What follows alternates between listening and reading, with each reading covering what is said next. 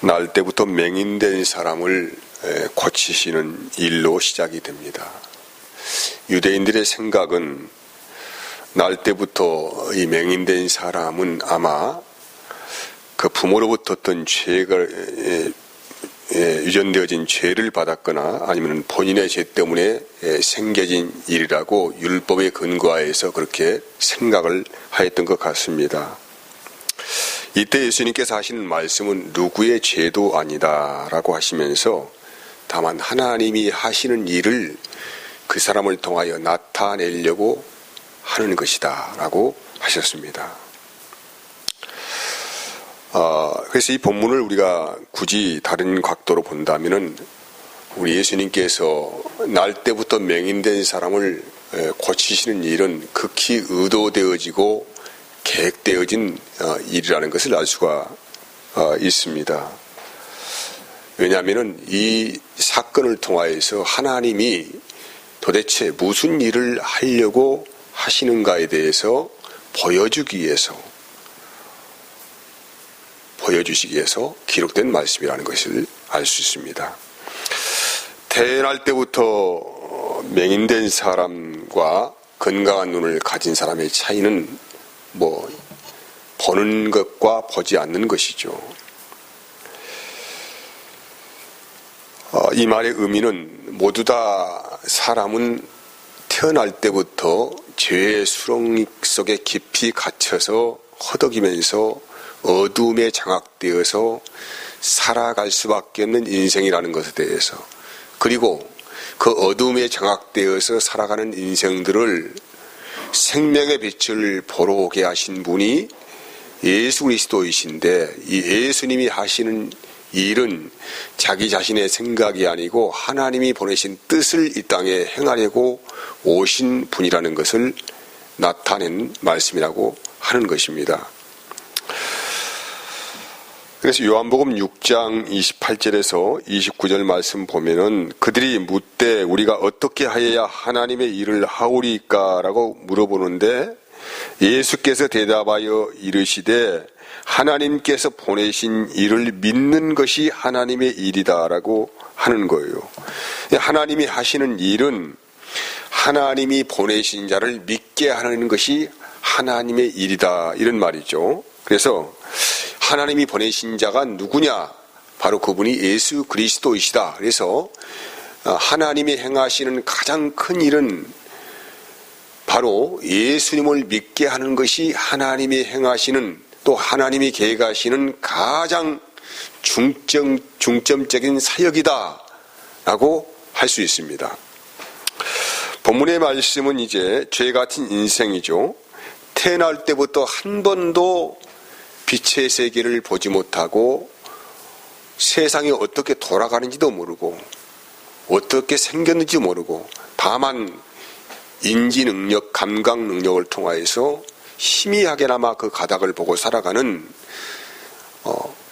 태어날 때부터 맹인된 사람의 이미지를 통하여서 모든 세상이 어떻게 어둠에 장악되어져서 모든 사람들이 그 어둠 안에서 인생을 헤매이고 살아가는가에 대해서 말씀하는 것입니다. 요한복음 1장의 시작은, 서막은 예수님이 누구냐에 대해서부터 물어보는 질문에서 시작하지요. 그분은 세상의 빛으로 오신 분이다 라고 시작을 하면서, 오늘 여기에 이제 9장도 마찬가지로 세상의 빛으로 오신 예수 그리스도를 나타냅니다. 4절에서 5절까지 말씀을 보면은 이렇게 기록이 되어 있어요. 때가 아직 나심에 나를 보내신 이의 일을 우리가 하야 하리라. 밤이 오리니 그때는 아무도 일할 수 없느니라. 내가 세상에 있는 동안에는 세상의 빛이로라 라고 합니다. 예수님 자신이 세상의 빛이죠. 이 예수님이 계신 곳은 낮입니다. 낮, 밤이 아니고. 그분이 없다고 하면 밤이 되는 것이죠. 그래서 예수님이 그 당시에 이 세상에 오셔가지고 살아가신 그 시간은 낮이라고 할 수 있는 거예요. 낮. 이 낮의 의미는 물리적인 햇빛이 비치는 낮이 아니고 심령에 밝은 비춰지는 분이 누구이시냐? 바로 예수 그리스도이시다. 그래서 그분은 낮으로 오셨다라는 말씀을 하시죠. 요한복음 11장 9절에서 10절의 말씀, 예수께서 대답하시되 낮이 12시간이 아니냐. 사람이 낮에 다니면 이 세상의 빛을 봄으로 실족하지 아니하고 밤에 다니면 빛이 그 사람 안에 없는 거로 실족을 한다는 것입니다. 여러분, 이 날 때부터 소경된 사람은 캄캄한 밤에 다니고 있는 사람이에요. 근데 이 캄캄한 밤에 다니고 있는 사람에게 낮 대신 주님이 오셨다는 것입니다.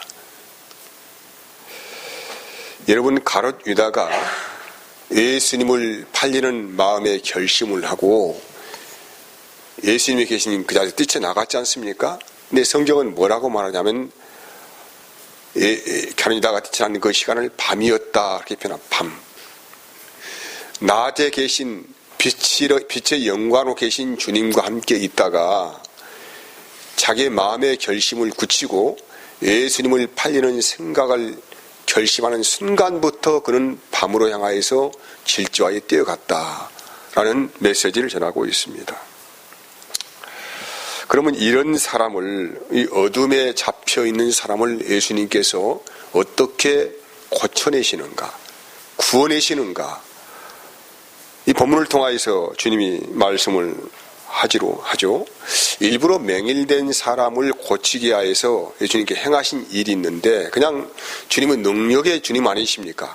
그냥 말씀 한마디 아니면은 무슨 맹인이가 아니라 뭐 죽는 사람도 살아난 그런 놀라운 일을 행하시는 분인데 왜 굳이 땅에다가 침을 뱉어가지고 진흙을 이어가지고 그 사람의 얼굴, 눈에다 발랐는가? 이런 이야기 아닙니까? 여러분, 눈은 보는 창입니다. 내 눈은 보는, 세상을 보는 창이 더러움에 오염되어 있으면 볼 수 없게 되는 것입니다.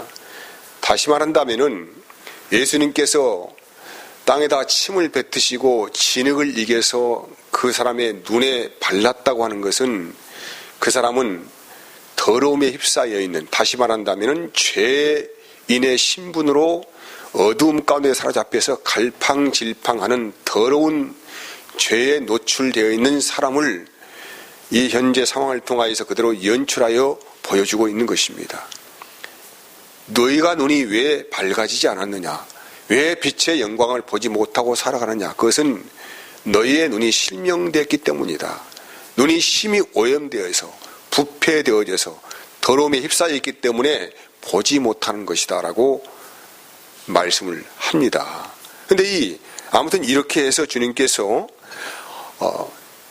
땅에 침을 뱉으셔 이 더러운 침을 가지고 진흙을 짓이겨서 그의 눈에 발랐죠. 발라가지고 하시는 말씀이 곧장 다른 곳으로 가지 말고 실로암 샘으로 가라고 말씀을 하셨어요. 많은 샘이 있는데 왜 굳이 실로암 샘으로 가시라고 하셨을까이죠. 여러분, 실로암은 본문에서 말씀을 분명히 하고 있지요. 보내심을 받음이라고 해석을 합니다. 보내심을 받은 샘, 이렇게 실로암의 의미를 가지고, 단의 의미를 가지고 있지요. 여기에 이제 이 말씀에 연결되는 말씀은 열왕기하 18장에 있는 말씀과 연결되는 것입니다. 왜냐하면 그 당시에 히스기야 왕 시대에 사네립 왕이 쳐들어와서 이스라엘을 공격을 하려고 할 때에 히스기야 왕은 철벽 방어를 하기 위해서 기온샘에서 물을 끌어다가 약 533m의 수로를 파가지고 그 수로를 만들어서 샘을 팠습니다. 바로 그게 뭐냐, 실로암이라고 하는 샘이죠.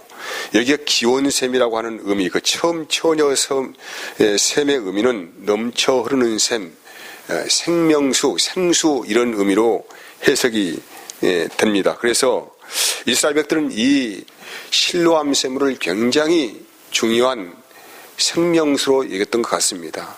초막절이 되면 일주일 동안 그들은 그 물을 사용하기 위해서 다른 곳에서 물을 길러 사는 것이 아니고 금 주전자에다가 준비한 실로암에 가서 금을 떠다가 초막절 명제를 지켰다는 그런 이야기가 있습니다. 그만큼 실로암 물은 신비로운 물임과 동시에 사람의 생명을 살리는 생명수의 역할을 했던 것 같다는 것입니다. 예수님은 맹인들에게 어떤 분으로 오셨습니까? 참 생명을 주시는 분으로 오신 것입니다. 예수님께서는 사마리아 여인을 만났어도 영원히 마르지 않는 생명의 물을 주겠다 이렇게 말씀하시잖아요. 요한복음 7장에서 말씀하시기에 너희 안에 생명의 강이 흐를 것이다. 너희가 받을 성령을 가리켜 말씀하신다. 이렇게 말씀이 계속 이어져 가는 것입니다. 아무튼 문제는 주님께서 바로 생명수가 되시는 분을 오셨다. 생명을 주는 분을 오셨다. 그래서 실로암은 보내심을 받은 자의 의미를 가지고 있기 때문에 다른 못에 가서는 이 맹인은 볼 수가 없습니다. 반드시 예수님께 지정하신 그 장소, 그 실로암 샘물에 가야만이 눈을 치유받을 수가 있다는 그런 말씀이라는 것입니다. 여러분, 그러면 이 맹인이 무슨 믿음을 가지고 이렇게 실로암 샘물로 달려갔을까요? 그 당시에 예수라는 이름은 파닥의 온 유대 땅에 다 퍼져 있습니다. 신비로운 일을 행하시는 분이다. 기적을 행하시는 분이다. 아무튼 여러 가지 형용사를 덧붙여가지고 아마 주님을 소개하고 그렇게 소문이 났을 것입니다. 그래서 이 사람은 이제 그 유명한 치유자가 되시는 주님이 바로 앞에 오셔서 씻으라고 하니까 얼마나 화들짝 놀래가지고 자기도 모르는 믿음이 생겨서 이제 정말로 이제는 내가 치유받는 놀라운 능력을 경험하게 되었다는 그런 확신과 믿음 가운데서 곧장 다른 못으로 가지 아니하고 실로암 못에 가서 눈을 썼더니 밝히 보게 되었더라라는 것이 본문의 말씀이라고 할 수 있습니다. 여러분, 그러면 이제 본문에서 말하는 의도가 무엇입니까? 누가 진짜 맹인인가? 이런 질문을 하는 거예요. 누가 진짜 보지 못하고 살아온 사람인가? 너희가 밝은 눈을 가지고 세상을 다 보고 산다고 하지만은 진짜 그건 보는 것이 아니다. 허상을 보고 있다. 허상을 보고 있다. 진정한 것을 보려면은 참된 것, 진리를 보려고 하면은 반드시 예수님을 통하여서 이 보내심을 받으신 예수님을 통하여서 그 실로암 대신 주님을 통하여서만이 볼 수 있는 세계의 눈이 열어진다. 이 말씀을 하기 위한 것이라고 할 수 있습니다. 39절에도 예수께서 가라사대 내가 심판하러 이 세상에 왔으니 보지 못하는 자들은 보게 하고 보는 자들은 소경되려 하려 함이라 하시니. 여러분, 이 예수라는 분이 참 빛으로 오셨는데 그러면 이 주님이라는 참 빛 대신 그분을 만나려고 하면은 가장 먼저 인식되어진 것이 무엇이냐면은 내가 보지 못한다는 사실을 알아야 한다는 것입니다. 나는 날 때부터 보는 사람으로 태어나는 것이 아니고 아무것도 보지 못하는 캄캄한 어둠 가운데 매어서 지금도 그 어둠의 길을 헤매고 다니면서 방황하고 살아가는 인생이라는 이 자각의식이 우리 안에 생기는 것인데 이것을 뭐라고 말합니까? 나는 죄인입니다. 이런 말이에요. 나는 죄에 얽매여 살고 있는 그런 사람이에요. 나에게는 의가 없어요. 나는 태어날 때부터 의가 없는 사람이고 죄인으로 태어난 사람입니다. 이런 자각의식, 인식이 생겨야만이 비로소 주님을 그들의 마음에 영접할 마음이 생긴다는 것입니다. 누가 예수 믿어라 이렇게 생기는 것도 아니고 내가 주님을 알아보려고 노력해 생길 것도 아니고 가장 중요한 것은 나는 지금 캄캄한 어두운 밤길을 헤매고 다니고 있다. 나는 태어날 때부터 아무것도 보지 못하는 사람이다. 나는 실명된 사람이다. 그래서 나에게는 빛의 세계가 없다. 이런 인식을 하는 사람만이 주님이 필요한 것 아니겠습니까? 주님은 바로 이런 자들의 눈을 띄워주려고 하나님으로부터 보내심을 받은 하나님의 일을 하러 오신 분이라고 하는 말씀을 하고 있어요. 마태복음 9장 9절에서 11절까지 말씀은 바리새인들이 보고 그의 제자들에게 이르되 어찌하여 너희 선생은 세리와 죄인들과 함께 잡수시느냐.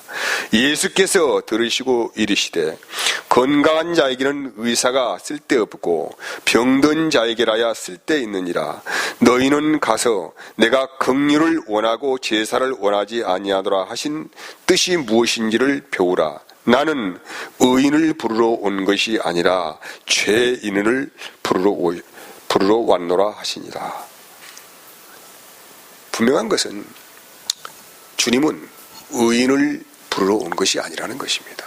세상에서 착하게 살고 자기 명예를 얻고 살고 의인처럼 살고 인정받고 살고 이런 사람에게는 주님이 필요 없지요.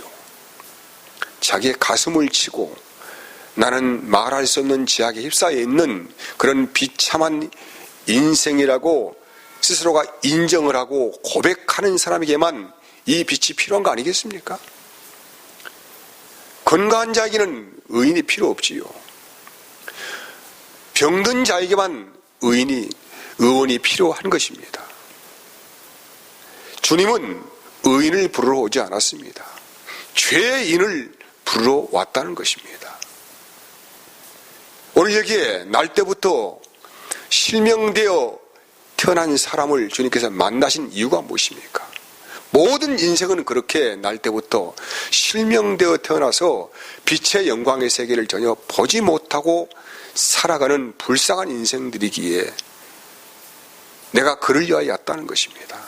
하나님은 나를 통하여서 그런 하나님의 일을, 그들을 구원하시는 하나님의 일을 행하라고 보내신 분이 바로 나 자신 실로암이다. 이렇게 주님께서 말씀을 하지요. 누가복음 23장 44절에서 46절까지 말씀을 읽어보면은 때가 제6시쯤 되어 해가 빛을 잃고 온 땅에 어둠이 임하여 제9시까지 계속하며 성소의 휘장이 한가운데가 찢어지더라. 예수께서 큰 소리로 불러 이르시되 아버지 내 영혼을 아버지 손에 부탁하나이다 하고 이 말씀을 하신 후 숨지니라. 예수님께서 십자가에서 마지막 숨을 거두는 그 순간에 두 가지의 사건이 크게 벌어졌습니다. 첫째는 약 무려 3시간 동안 해가 그냥 가려버린 거예요. 온 세상이 갑자기 흑암의 역사로 변해버리는 것입니다. 아무것도 보이지 않아요. 그러더니 성소의 휘장이 쫙 갈라져 버렸습니다. 3시간 동안 그 밝은 대낮이 갑자기 무슨 징조가 나타났는데 어둠이 지배를 하기 시작했다는 것입니다. 무엇을 말합니까? 빛 대신 주님이 이제는 세상에 없다는 것입니다. 세상은 주님이 떠나가는 순간에 아무것도 보이지 않아요. 캄캄한 암흑의 세계로 그렇게 들어가 버리는 것입니다. 이제 빛이 없어요. 낮이었던 그 때가 다 사라져 버렸습니다. 아무것도 보이지 않아요. 이게 뭐냐면은 주님이 없는, 주님이 안 계시는 세상을 말씀을 하고 있지요. 왜 천국을 뭐라고 합니까? 천국에 비친 어린 양의 빛이에요. 해와 달의 비침이 쓸데가 없는 것이 천국입니다. 하나님의 영광의 빛만이 가득한 것이 바로 하나님의 나라이고 천국이라고 묘사를 하고 있지 않습니까? 사랑하는 여러분, 나의 선함을 통하여서 나의 의를 통하여서 내가 세상의 빛이라고 착각하지 마시기 바랍니다. 주님이 우리 안에 안 계시는 순간부터 나는 이미 암흑의 세계로 떨어지는 이 절망의 세계로 떨어질 수밖에 없는 그런 심판의 형벌이 있을 뿐입니다. 그러면 이 밤에 다니는 사람들에게 어떻게 이제는 참빛 대신 주님이 오게 되었습니까? 고린도후서 4장 6절에서 7절까지 말씀은 이렇게 표현하고 있습니다. 어두운 데에 빛이 비치라. 말씀하셨던 그 하나님께서 예수 그리스도의 얼굴에 있는 하나님의 영광을 아는 빛을 우리 마음에 비추었다는 거예요.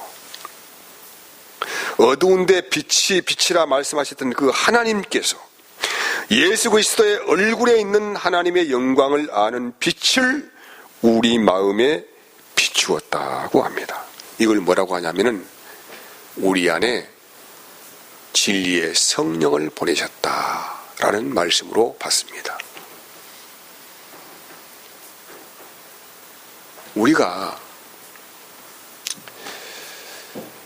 그래도 빛의 은혜 안에서 빛의 영광을 보면서 세상을 비추는 빛으로 살아가는 이유가 뭐냐면은 빛의 영광 자체이신 진리의 영이신 성령이 우리 마음 안에 오셔서 우리 마음 안에서 계속 하늘의 영광의 빛을 비춰주고 있는데 그 빛이 예수 그리스도라는 그 영광의 얼굴입니다.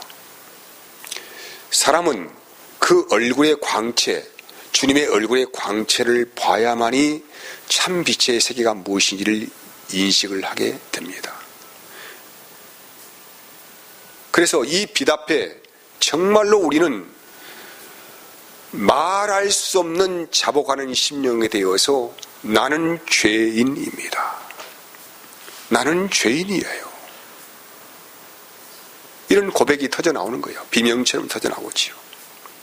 이제 죄인된 사람은 하나님의 영광의 빛만이 참빛인지를 알고 그 빛의 영광만을 보고 살아가려는 은혜를 받고 있기 때문에 그때부터 생명의 능력 안에서 생명의 영광을 보면서 생명을 비추는 빛을 비추는 빛을 살아가게 됩니다. 그 생명의 빛이 무엇입니까? 지난 시간에도 말씀드렸지만은 서로 사랑하는 것입니다. 우리가 한 교회가 됐다고 하는 것은 당신도 생명의 빛을 받았고 나도 생명의 빛을 받았기 때문에 그 빛의 영광이라고 하는 것은 뭐냐면은 서로 사랑하는 것이다. 이렇게 말씀을 하는 거예요. 여러분, 이제 우리는 모든 시각을 그래서 세상의 빛으로 돌지 말고 내 안에 참 생명의 영광의 빛으로 오신 그리스도께 집중을 해야 한다는 것입니다. 근데 사탄은 이 일을 가만두지 않습니다. 우리를 늘